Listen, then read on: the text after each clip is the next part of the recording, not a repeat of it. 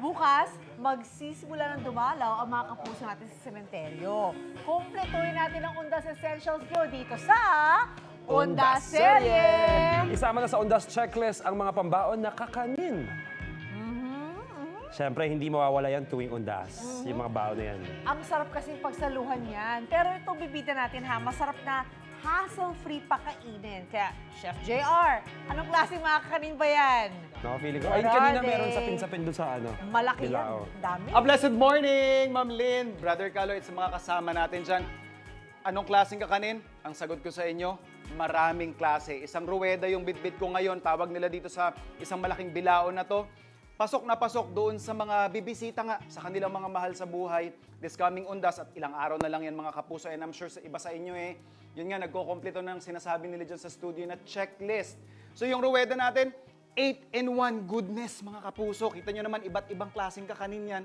Saktong-sakto kung ilan man kayong dadayo at magbibisita doon sa inyong mga mahal sa buhay sa sementeryo. At syempre, very exciting kasi itsura pa lang yan, nakakatakam, no? Pero gusto rin nating malaman kung paano ba yung mga proseso, tsaka syempre yung tips na pwede nating makuha para dun sa mga magbabaon nga ng kakanin. So eto, makakasama natin si Ma'am Mimi at tsaka syempre mamaya kasama natin si Ma'am Vicky. Ma'am, a blessed morning po. Hello, good morning. Ayan, Ma'am, yung isang ruweda po na bitbit ko kanina, ilan po yung pwedeng kumain dun? Yung malaki? Opo.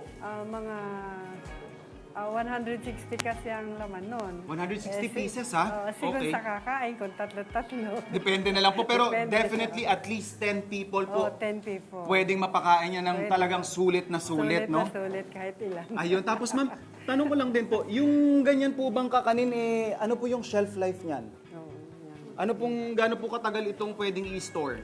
Bukas pwede pa yan. Tapos kung may matitira, i-ref na lang, freezer. I-ref or freezer, Tapos- depende sa kung. Tapos Tapos steamer na lang or steamer na lang, microwave. Microwave. Tapos ma'am, nakita natin, sabi natin kanina, 8-in-1 yung ruweda natin. Ano-ano po ba yung laman ng ating ruweda? Ito, ginagawa po natin, naka-per station po tayo, ano? Tamales. Tamales, ito po ay... Ito hindi. Ito sa pin-sapin po ito, sa Ito pin-sapin. hindi pwede, no? O, ito naman, anong klase? Pichi-pichi. Ayun, may pichi-pichi rin. pichi-pichi. Tapos ito mga kapuso, meron tayo dito. Ube Biko. biko. Ayan, tapos, Tapos kalamay latik. ito ay Kalamay latik. kalamay latik. Kita nyo naman, Mamimi, Ah. ito po yung nakakatuwa kasi sa ino-offer ninyo.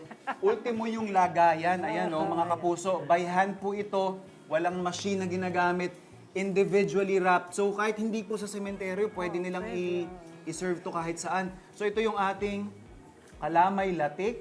At saka meron din tayo dito nung butchi. Butchi. Ayan, so sa iba kasi ang butchi, May munggo yan. may munggo po ito. Yun yung parang pinakakakaiba dito, ano? So akala ko kasi yung parang sa akin kanina nung sinasabing butchi, yung bilog na may bilog sa- sesame seeds. Pero ito, may munggo sa sa loob. gitna. Alright. Tapos ito, may iba pa tayong ino-offer dito. Kasama natin si Ma'am Vicky. Ma'am Vicky, ano po itong ginugupit nyo dito? Sir, bibingka. Ito naman yung bibingka sa kanila. Ay makikita nyo po, bite size. Tapos, Ma'am Vicky, ano po yung pwedeng tip na maibigay ninyo sa mga kapuso natin na magbabaon ng kakanin? Kapag po binaon ito sa sa sementeryo, pwede po nilang wag po nilang hayaang maanuhan ng direct sunlight. Okay, yun yung pinaka-importante. So, masarap po ito. Lalo na po ito yung bibingka, ito yung pinaka-bestseller namin. Okay. Tapos in terms naman po again of making sure na hindi ito masira kaagad. So, well-ventilated din po dapat, ano? Well-ventilated. Hindi dapat makukulob Yes, yung sir. tinatawag natin. Ayan, Ma'am Mimi, Ma'am Vicky, subukan po natin kayang halika, sir. mag-assemble. Gawa tayo ng ruweda. Yung sa sizes naman po, yung ruweda, meron tayo kanina yung pinakamalaki. Opo. Ano po yung size itong Itong gagawin gagawin natin? naman natin, sir, yung size 14. So, ito yung medium size. Sa presyo naman, ma'am, yung pinakamalaking ruweda po natin, magkano naman siya? Iyon po ay 1-2. 1-2. Yes, sir. Okay. Tapos ito pong ginagawa natin na medium. 650 lang po yan. Aba, very affordable. Again, yun nga, marami kayo talagang mapapakain. Tapos, may selection. Ano? Yes, sir. Tapos, ganito po talaga siya kagaganda ng balot individually. Individually ra. Para po pika-pika na, madaling kainin kahit saan mo dalhin, Yes. makakakain ka. Or kahit hindi mo sa na sasakyan. hindi mo na kailangan magdala ng Wala nang cutleries straw. or ng mga Wala kutsara at na. tinidor po ano, at saka lagayan. And yun pa, isang gustuhan ko dito, itapon mo man, magmintis ka man dun sa basurahan, biodegradable. Biodegradable. Yung kanilang ginagamit na material. Tapos ma'am, since 1979 pa yung ating pagawaan dito sa Malolos, Bulacan, ano? Yes, sir. Very successful na ngayon. Last time na bumisita tayo sa inyo, sa ibang location pa no? So ito po yung iba't ibang klase. Paano yung process pa nito, ma'am? So, pwede rin po ba ako, kunyari, umorder ako, yung gusto ko lang yung ilalagay nyo? Actually, sir, dito sa mga ruweda namin, fixed flavor talaga siya. Okay. Pero meron kaming bila-bilao. Ayan.